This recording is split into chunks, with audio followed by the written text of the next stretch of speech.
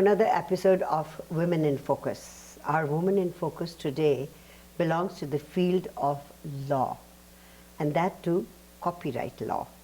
We've been trying to meet each other for, I would say about 2 years, maybe more.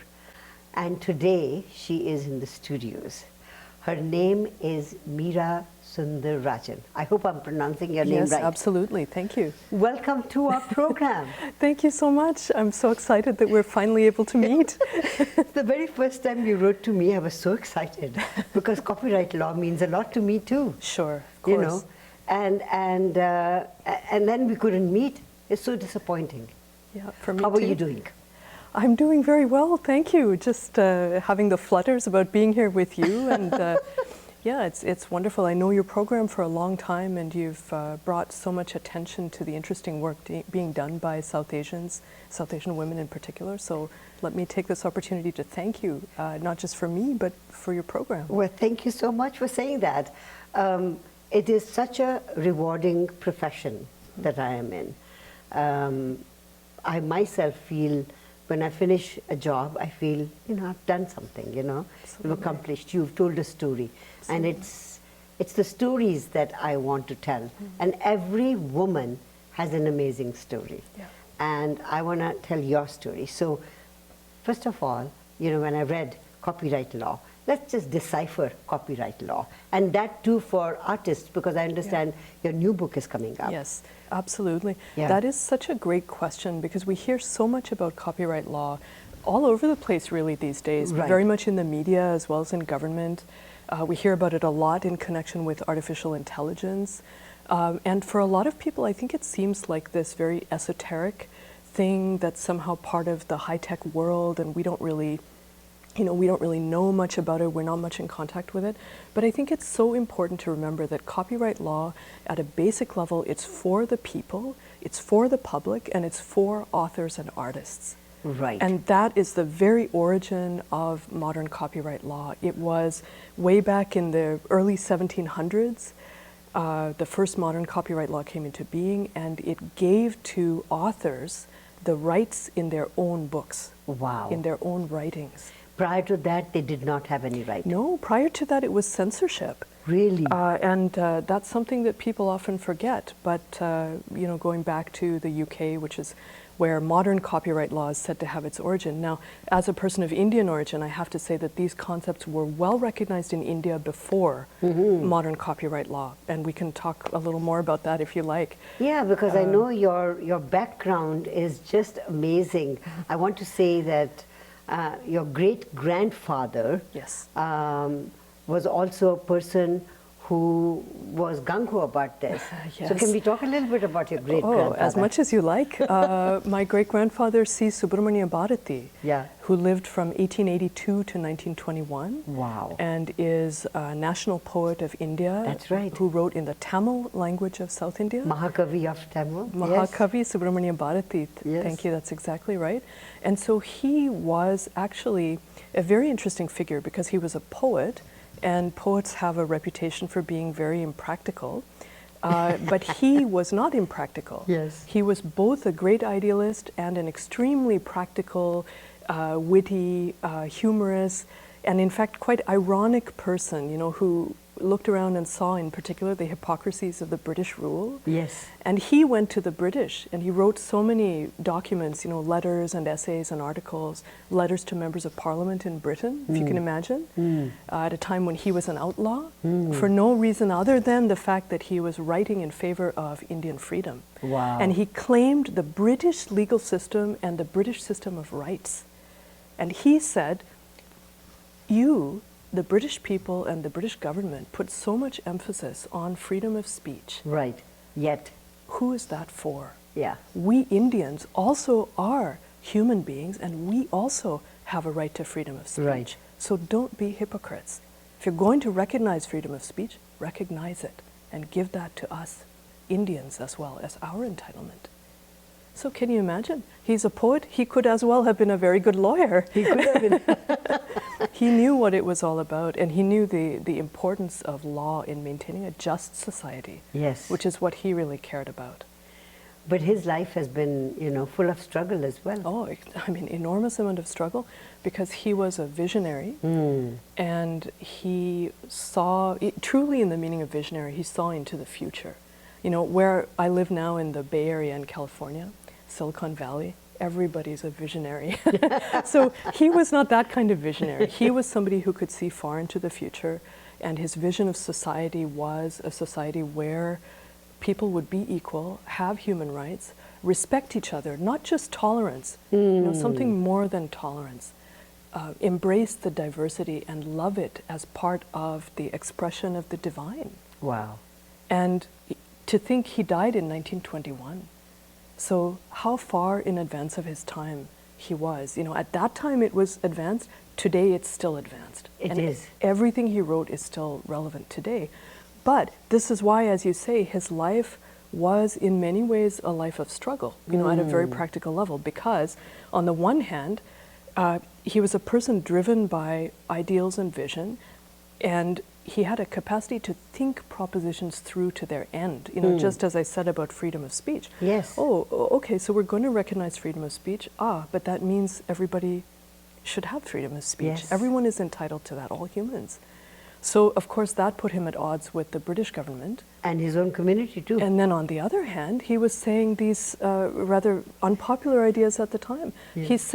He didn't say that women are equal. Yes. He said women are superior to men.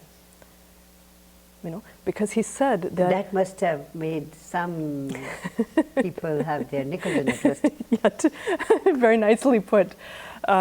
Yes, it was very unorthodox.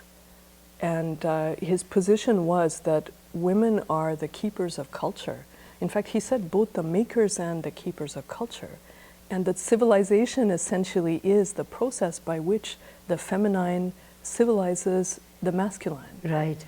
Wow. So very radical views, even today, leave alone we're at that talking time, back at my that God, time. yes. Yeah, so that put him on the outs with the society. Let me say something very important about him as well, because I think that there are a few people who write and speak about these kinds of values. Even at that time there were people who had a lot to say about these things, but he went a step further, being a poet and a visionary, and he lived those ideals. Wow. So when he said women should be treated as full human beings, equal and even superior to men, the first thing he did was he liberated his own wife. So how many reformers can you point to who have this additional dimension? Maybe on your fingers, yes. It's really amazing. So he treated his wife as his equal partner in all his undertakings. He called her the chief of his poetry. Kavide Talaivi is the term in Tamil. And it was so completely at odds with the social structure of the time. Like, just to give you some background there, I mean, I know that you're familiar with all this history, but for your viewers as well. Yeah. He and his wife had a typical arranged marriage of the times. Right. When my great-grandmother was 7 years old. Oh. So it was the era of child marriage. Yes. And Bharati was 15. And in his writings, he was always against this, the child marriage. Yeah. He said this should not be done. So coming from that background, she didn't really have any opportunity to go to school, but she got educated through Bharati's poetry. So Isn't that beautiful? she learned all of his poetry. He taught her all of his poetry by heart. So although she herself did not know how to write, she could recite all the poetry by heart. So she had this, mechanism in her own mind to memorize it. I'm going to talk a little bit more about that, but shall we take a short break? Sure. Yeah. Mira is our woman in focus today. Don't go away. We'll be right back. Welcome back to Women in Focus. Our woman in focus today is Mira Rajan. So Mira, your great-grandfather and your great-grandmother, amazing story.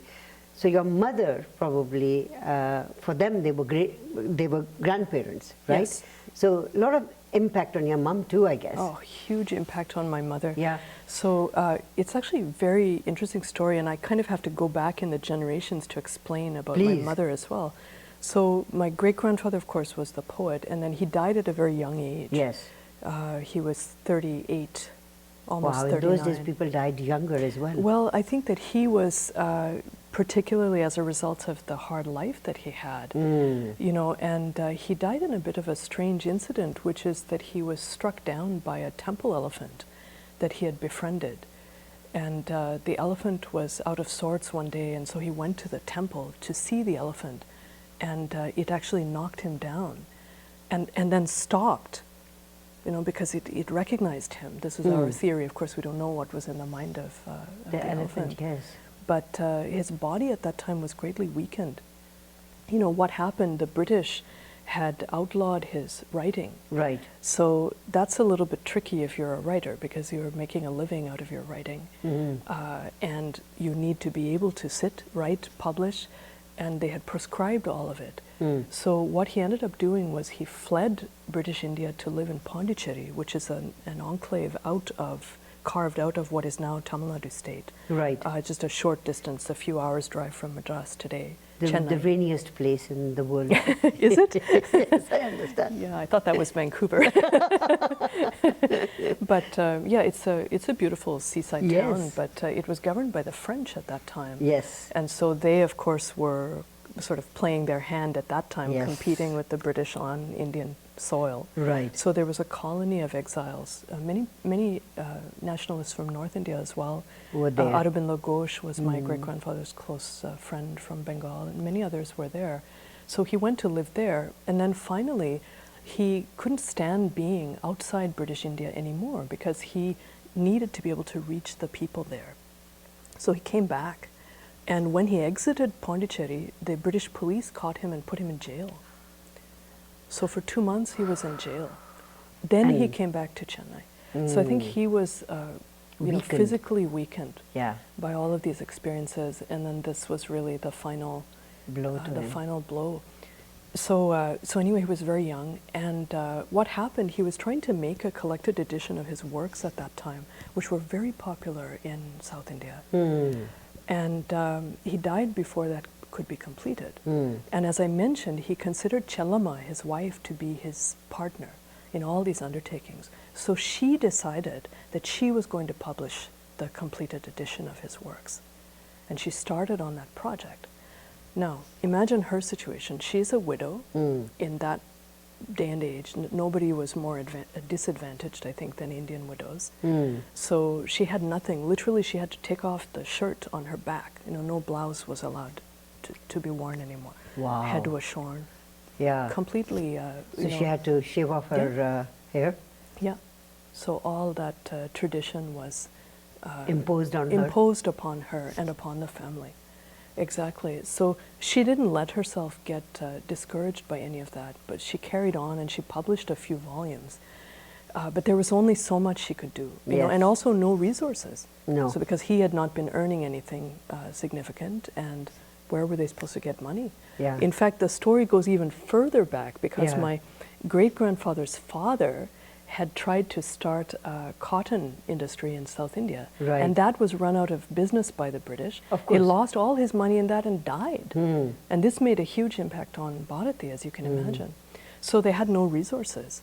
But she was such a determined lady. And then a lot of people came and tried to take over the ownership of Bharati's works, take over his story, become responsible for spreading that among the Indians, because they knew that that was valuable. So she decided that she was going to write Bharati's biography, so that everyone would know the true facts of his life. About his life. And it would not get co-opted for political purposes or self-aggrandizement by anyone else. So she didn't know how to write. So what she did, her daughter, so the poet's eldest daughter, Thangamar, my grandmother, she said, "My daughter, you are going to write what I dictate." So Thangamar became the amanuensis for her mother, and they wrote, Chellamma actually authored the first biography of Subramanian Bharati, creating that field of research. Wow. Wow. Okay, so that's Chellamma's contributions in a very small nutshell. She was a great lady. So Thangamar Bharati, her daughter, my grandmother, then she carried on protecting the legacy of Bharati, and she also became a writer in her own right. Right. In independent India. And at that time, was the copyright law still in place or no? Of course not. It's a very good question. So may I answer about my mother and Yes. then come back to the copyright? Okay, so let me take a break.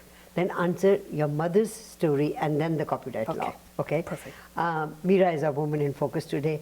You can see that I am so engrossed in it that I keep forgetting 7 minutes are over. Don't go away, we'll be right back.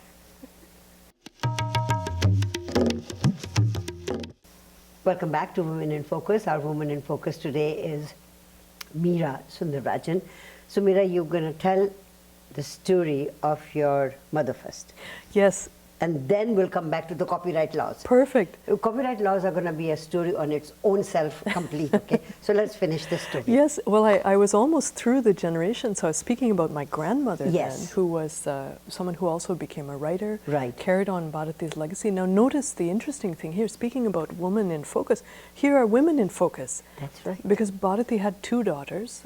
The younger one was much younger, although she also played a role in carrying on her father's legacy. Right. But my grandmother was the elder daughter, Right. eldest daughter. Uh-huh. So she became a writer herself, and Bharati was the one who encouraged her to do that. Because he said, now I have another story. Do we have time for a Yes. side story? I'm somehow seem to be inspired by the Indian epics. I keep going off on No side problem. stories. Yes. But this is quite an interesting one because, you know, when my grandmother was young, of course, the national movement was starting up and Gandhi was becoming prominent. And Gandhi and Bharati did meet at one time.